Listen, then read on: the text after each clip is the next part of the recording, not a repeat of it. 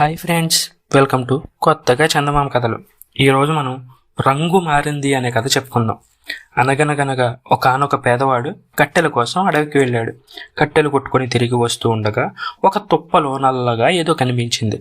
ఆ వస్తువు నల్లగా ఉన్నప్పటికీ కాంతివంతంగా ఉండడం చేత మనకెందుకులే పోదామనుకున్నా వాడికి ఉత్తనే పోవడానికి మనస్కరించింది కాదు. తీరా వెళ్ళి చూడగా అది ఒక మానవ శిశువు. నల్లగా ఉన్నప్పటికీ ఆ నలుపులోనే ఒక అందం గోచరించింది. భేష్, ఇదేదో దైవమాయ అని అనుకుని కట్టెలవాడు ఆ శిశువును ఎంతో ఆప్యాయంగా ఇంటికి తీసుకుపోయాడు. బిడ్డలు లేని కారణం చేత వాడి భార్య ఇది నిజంగా వరప్రసాదమే అని నమ్మి ఎంతో మక్కువగా బిడ్డను పెంచుకోసాగింది. నలుపు పోవాలనే ఆత్రంతో వాళ్ళు బిడ్డకు ఎన్నో ఔషధాలతో నలుగు పెట్టి స్నానం చేయించారు. చిత్రమేమిటో, రోజు రోజుకి ఆ నలుపు మరింత ఎక్కువవుతూ వచ్చిందే కానీ తగ్గనే లేదు. చివరికి ఇదేదో శాపవశం వల్ల కలిగిన నలుపు అయి ఉంటుందని, దీన్ని పోగొట్టాలి అనుకోవడం వ్యర్థమని తల్లిదండ్రులు నిశ్చయించారు. లోకంలో నల్లటి వాళ్ళు చాలామంది ఉంటారు. అయితే వాళ్ళ వల్ల ఒకరికి బాధ ఉండదు. కానీ ఈ బిడ్డడు అలా కాదు. కారు కంటే, మసిబొగ్గు కంటే కూడా కారు నలుపుగా ఉంటాడు. పైగా వాడు ఎక్కడ తాగితే అక్కడ వాడి నలుపు అంటుకుంటుంది. ఇది అందరికీ బాధగా ఉండి వాడిని ఎవరు దగ్గరికి చేరనిచ్చేవాళ్ళు కాదు. తోటి వాళ్ళంతా ఒరే నల్లోడా, దూరంగా పోరా అంటూ ఏసడించుకునేవాళ్ళు. నిజానికి బిడ్డడి నలుపు అంటుకుంటుందేమో అనే భయం చేత తల్లిదండ్రులు కూడా వాడికి ఏ పని చెప్పడం మానుకున్నారు.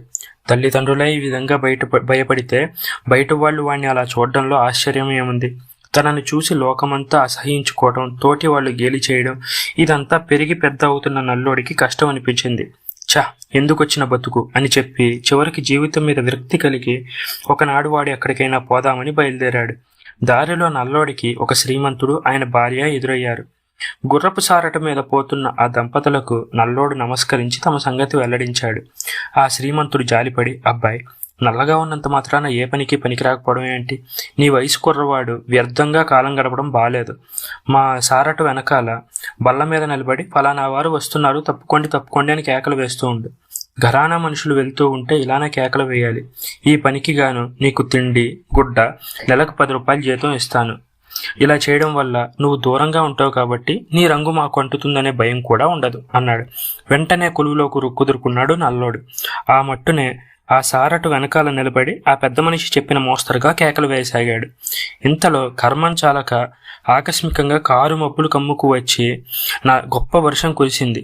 వర్షానికి నల్లోడి ఒంటి రంగు కరిగి దంపతులు ధరించిన తెల్లటి బట్టలు పాడైపోయాయి. శ్రీమంతుడికి సర్రమని కోపం వచ్చింది.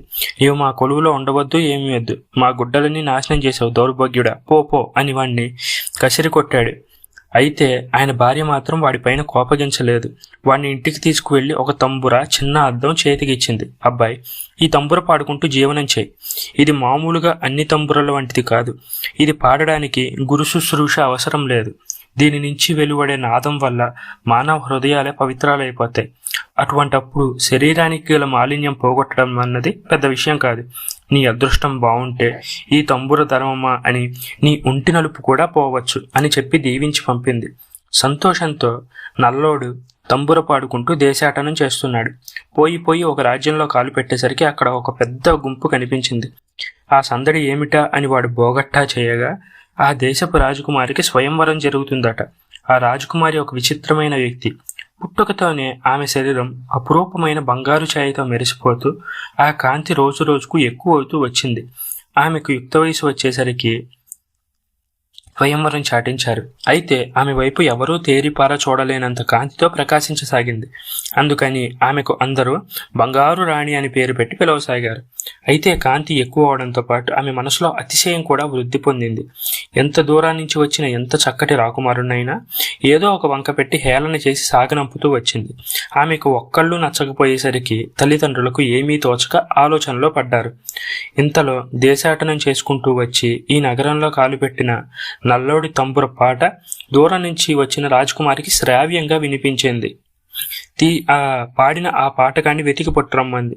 తీసుకువచ్చి ఎదుట పెట్టారు. పాట అయితే మధురంగా ఉంది గాని తీరా మనిషిని కంటితో చూడంగానే ఆమెకు చెప్పలేనంత కోపం పుట్టుకొచ్చింది. ఈ వింత మనిషి ఎవరా అని అతని వివరాలన్నీ అడిగి తెలుసుకుంది. అందుకు నల్లోడు, నేను ఫలానా కారణం వల్ల విరక్తి చెంది దేశాటనం చేస్తున్నాను.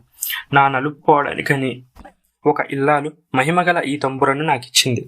కనుక త్వరలో నేను అందగాడిని కాబోతున్నాను, మరి నన్ను పెళ్లి చేసుకుంటావా అని అమాయకమైన హృదయంతో ఆమెను అడిగాడు నల్లోడు. ఇలా అడిగేసరికల్లా మహాగర్వి అయిన రాజకుమారి పగలబడి నవ్వడం ప్రారంభించింది. ఒరే నల్లోడా, నీకు పెళ్ళం కావాలంట్రా అని వెటకారం చేసింది. ఆమెతో పాటు చుట్టూ ఉండే పరిచారికలందరూ వాడిని చూసి వేళాకోళంగా నవ్వసాగారు. ఈ పరాభవానికి వాడికి కష్టంగా అనిపించింది. మండిపడ్డాడు నల్లోడు. నా తంబురపాటికే మహిమ ఉండడం సత్యమైతే ఈ రాకుమారికి పట్టిన గర్వం అనే మాలిన్యం తొలగిపోవు కాక అని అప్రయత్నంగా అనేసి తన మానాన తాను పాట పాడుకుంటూ వెళ్ళిపోయాడు. మరి 2 ఏళ్ల పాటు విరక్తిగా సంచారం చేస్తూ పోతున్న నల్లోడికి ఆకస్మికంగా ఏదో ఆలోచన స్ఫురించింది. శ్రీమంతుడి భార్య తనకిచ్చిన అద్దం సంగతి ఇంతవరకు వాడికి జ్ఞాపకమే లేదు. జ్ఞాపకం వచ్చి అందులో చూసేసరికల్లా తన ప్రతిబింబం తనకే ఆశ్చర్యం కలిగించింది. ఆ అద్దంలో కనబడే ఛాయ నల్లోడిది ఎంతమాత్రం కాదు. అది స్ఫురద్రూపి అయిన ఒక చక్కటి రాజకుమారుడు బొమ్మ. ఏమిటి చిత్రం! ఈ మార్పుకి అమితాశ్చర్యపోతూ నల్లోడు పర్యటన సాగిస్తూనే ఉన్నాడు. ఇప్పుడు అలవాటు యొక్క బలం వల్ల తన మట్టుకు తను నల్లోడినని అనుకుంటున్నాడే కానీ లోకంలో ఎవరూ వాడిని అలా పిలవడం లేదు. పైగా అందరూ ఇప్పుడు వాడిని ఎంతో ఆప్యాయంగా ఆదరిస్తూ ఒక పాట పాడొచ్చు కదా అని బతిమలాడసాగారు. అతను గొప్ప పాటగాడు అని ఆబాలగోపాలం అనేక విధాలుగా మెచ్చుకుంటున్నారు. ఒక రోజున మళ్ళీ ఇదివరకులాగానే నల్లోడికి ఒక పెద్ద జనసమూహం కనిపించింది. ఇది ఒక చిత్రమైన జాతర. ఆ జాతరలో అనేకమైన వేడుకలు ప్రదర్శించబడుతున్నాయి. అందులోకెల్లా గొప్ప ఆకర్షణ బంగారు రాణి. నల్లోడు కూడా అక్కడ వేడుకలు చూడబోయాడు. అన్నీ చూసి చిట్ట చివరికి బంగారు రాణిని చూడబోయాడు. చూసి తలబోయాడు. ఏంటి బంగారు రాణి? మోసం!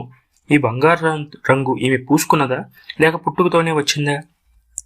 పుట్టుకతో బంగారు ఛాయ గల కన్య ఫలానా దేశంలో ఒక్కతే ఉంది అని ఇంకా ఏదో అనబోయేసరికల్లా ఆ బంగారు రాణి బెత్తరపోయింది. వీడెవడో తప్పక నా గుట్టు తెలిసిన వాడే అయి ఉంటాడులే అనుకొని మీరెవరు అని ఆశ్చర్యంగా ప్రశ్నించింది. అందుకు అతడు, నన్ను లోకంలో అందరూ నల్లోడు అని పిలుస్తారు అన్నాడు. తన కళ్ళను తనే నమ్మలేకపోయింది. రాజకుమారి, ఏంటి నల్లోడివా? నల్లోడివా? నువ్వు నల్లోడివా అని ఆశ్చర్యంతో ఆతరంతో అడిగింది. వరకాయించి చూసింది. రంగులో మార్పు ఉండొచ్చు, కానీ ముఖంలో మార్పు ఏమీ కనిపించలేదు. ఆమె వాణ్ణి గుర్తించింది. ఆ మట్టునే పాదాలపై పడి, నువ్వు చెప్పిన ఆ దురదృష్టవంతురాలైన బంగారు రాణి నేనే. ఆనాడు నిన్ను హేళన చేసి నీ మనసు కష్టపెట్టిన క్షణం నుంచి నా బంగారు ఛాయ కరిగిపోయి క్రమంగా ఇప్పటికీ కారు నలుపుగా మారిపోయాను. నన్ను చూసి అందరూ ఏవగించుకుంటున్నారు. చివరికి నా నలుపు రంగు చూడగా నా పైన నాకే రోత పుట్టుకు వచ్చింది. అందుకని విరక్తి భావంతో సంచారం బయలుదేరాను. దారిలో ఈ జాతరలు నిర్వహించే యజమాని నన్ను చేరదీసి ఈ విధంగా పోషిస్తున్నాడు. నీ మనసు నొప్పించినందుకు నాకు తగిన ప్రాయశ్చిత్తమైంది. దైవ సంకల్పం వల్ల మళ్ళీ మనం ఇక్కడ కలిసాం. క్షమించు, నా గర్వం అణిగిపోయింది. దయచేసి నాకు పెట్టిన శాపం తీసే అని ప్రాధేయపడింది. నల్లోడు జాలిపడ్డాడు. ఆమెను క్షమించాడు. మళ్లీ హుషారుగా తంపురు పాడగా అంతలో ఆమె నలుపు పోయి శరీరం తిరిగి బంగారు కాంతితో మెరిసింది. ఇద్దరూ పెళ్లి చేసుకుని సుఖంగా ఉంటున్నారు. దేశం చేరుకున్నాక అందరూ బంగారు రాణిని గుర్తుపట్టగలిగారు. కానీ నేను మీ నల్లోడిని అని ఎంత చెప్పినా వాడి మాటలు ఎవరూ నమ్మలేకపోయారు. ఈ కథ మీకు నచ్చినట్లయితే దీన్ని లైక్ చేయండి, మీ ఫ్రెండ్స్ అందరికీ షేర్ చేయండి. అలాగే మన ఛానల్ని సబ్స్క్రైబ్ చేసుకోవడం మాత్రం అస్సలు మర్చిపోకండి. Thank you friends.